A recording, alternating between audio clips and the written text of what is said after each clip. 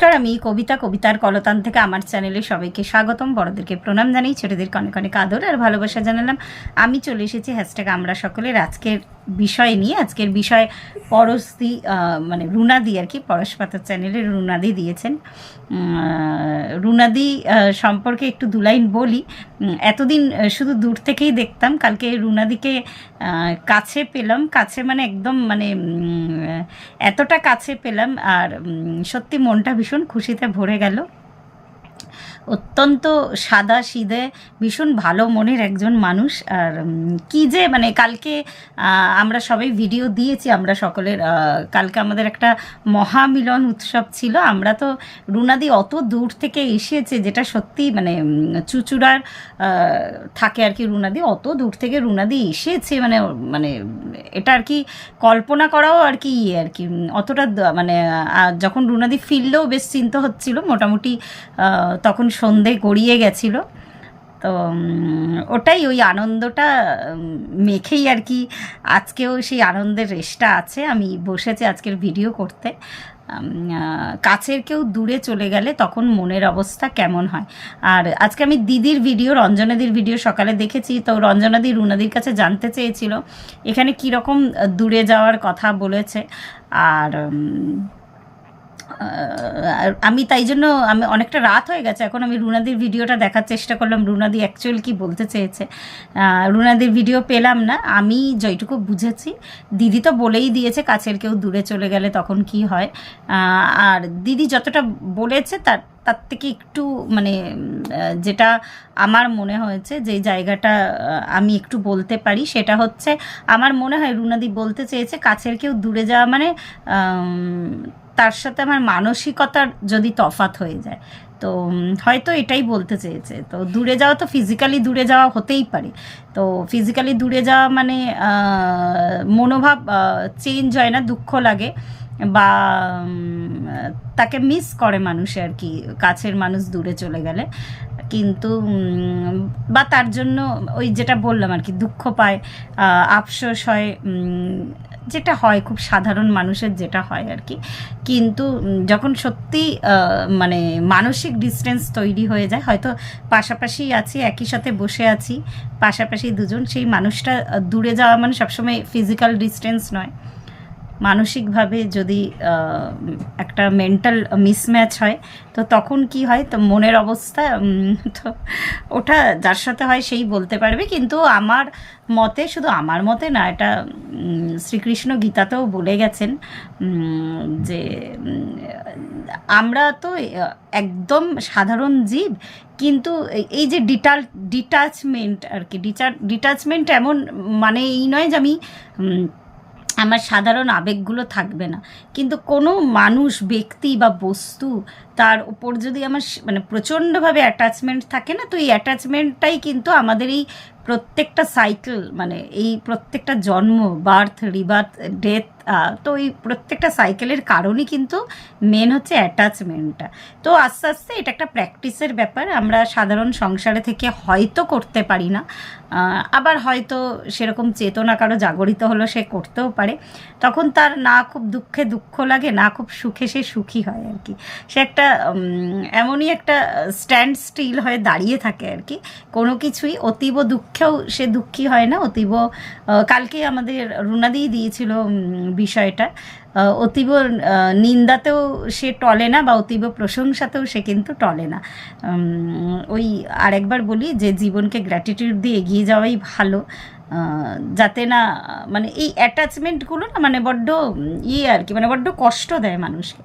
আর ছেলে মেয়ে মানে বেশিরভাগ ক্ষেত্রে হয় আর কি, ছেলে মেয়ের সাথে যারা মারা বুঝতে পারবেন, তাদের একটা সময় একটু নিজের জগৎ তৈরি হয়, তখন তাদের বাবা মাদের দেওয়ার জন্য এটা একাকিত্বটা বেশিরভাগ মায়েরাই ফিল করে, যেহেতু মায়েরা একদম হাতে করে তৈরি করে বাচ্চাদের। তো তাদের যখন নিজেদের জগৎ তৈরি হয় না, তখন কিন্তু মায়েদের সাথে একটু মানসিক দূরত্ব বা মেন্টাল ডিস্টেন্স তৈরি হয় কিন্তু। তো তখন ওই ডিস্টেন্সটা ওই হয়তো আমরা সেরকম চেতনায় থাকলে আমরা এইটুকু বুঝতে পারি যে যখন যেরম তখন তেমন, ওর ওই টাইমে বা ওই বয়সে ওর যাদেরকে দরকার বা যেই প্রফেশনে ওর থাকা দরকার, ও সেখানে আছে, ভালো আছে।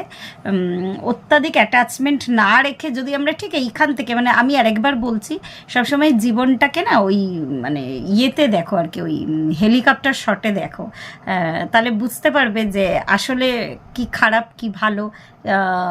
মানে খারাপ ভালোর তো ঠিক ওইভাবে ডিস্টিংশন হয় না, বা ক্যারেক্টারগুলোকে চোখের সামনে, ইভেন নিজেরও রোলটাকে কিন্তু চোখের সামনে প্লে হতে দেখতে পারবে। তো এটাতে তোমার একটু বিচার ক্ষমতা বাড়বে। আমি জানি না কথাটা বোঝাতে পারলাম আমি। তো এইভাবেই মানে এটা যদি তুমি ভেবে নাও না, আমার সন্তানের ঠিক ওই টাইমে আমাকে ছাড়াও ওর অন্য জগৎ আছে, অন্য পৃথিবী আছে, অন্য মানুষদেরকেও তখন দরকার। ওর মানে জীবনে চলার পথে বা ওর উন্নতির পথে ওর যা যা করা দরকার ও সেগুলো করছে।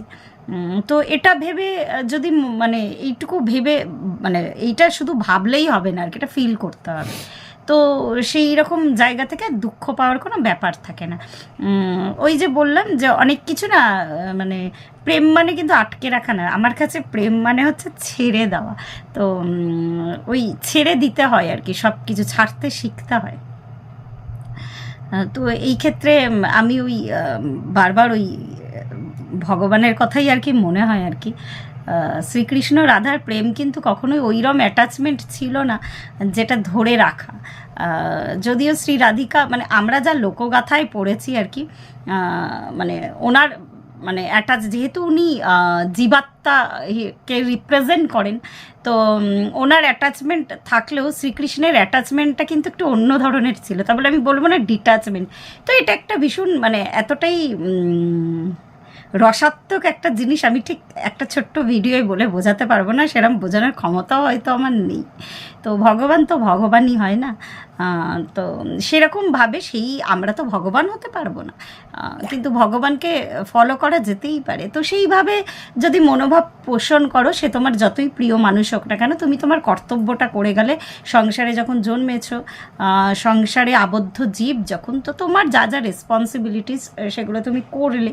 কিন্তু কারোর প্রতি এইভাবে অ্যাটাচমেন্ট রেখো না যাতে তুমি দুঃখ পাও, যেগুলো তোমাকে দুঃখ দিতে পারে। কিন্তু মনটাকে সেই চরম জায়গায় পৌঁছাতে গেলে প্রথমেই দরকার তোমার ত্যাগের আর কি। তো ষড়রিপু তো ওইভাবে ত্যাগ করা যায় না, কিন্তু নিজেকে কন্ট্রোল করা যায়। তো ওই প্রথমে আস্তে আস্তে ওই ত্যাগ করতে করতে মনটা এমন একটা স্থির জায়গায় যাবে। আর এটার জন্য আমি আর একটা কথা বলি, যে অনেকে মনে করেন যে ভগবানের সাধনা করা বা এই রিপু ত্যাগ করার একটা বয়স থাকে, অনেক বয়সে করা হয়, কিন্তু তা নয়। অনেক মানে যার যখন সেই চেতনা জাগরিত হবে, সে কিন্তু আপনি আপই মানে ওই রাস্তায় হাঁটতে থাকবে। তখনই কিন্তু ডিট্যাচমেন্ট তৈরি হয়। আর আমি সেই সাধু মুনি ঋষিদের জায়গা থেকে বলছি না, কিন্তু এটা প্র্যাকটিস করা ভীষণ দরকার। তাহলে দেখবেন সংসারে না অনেক কিছু না, অনেক জিনিস থেকে না বেরিয়ে আসতে পারছেন। তুমি সংসার করছো, তোমার কর্তব্য করছো, কিন্তু অ্যাটাচমেন্ট রাখছো না। তো আমি তো মোটামুটি আমি যতখানি বুঝেছি আর কি, আমি এই মতই পোষণ করি।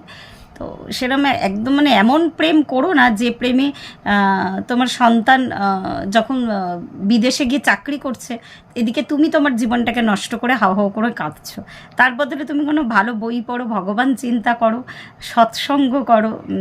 তো এইভাবে এই জীবনটা তো চালাতে হবে, আর আনন্দের সঙ্গে চালাতে হবে। ওই আর একটা মানে ওই লাস্ট আমি একটাই আর কি সাম আপ করতে পারি, যে প্রেম মানে ধরে রাখা নয়, প্রেম মানে কিন্তু ছেড়ে দেওয়া। তো আজকে এই পর্যন্তই। প্রত্যেকে ভালো থাকবেন, পরিবারের সকলকে ভালো রাখবেন। ধন্যবাদ।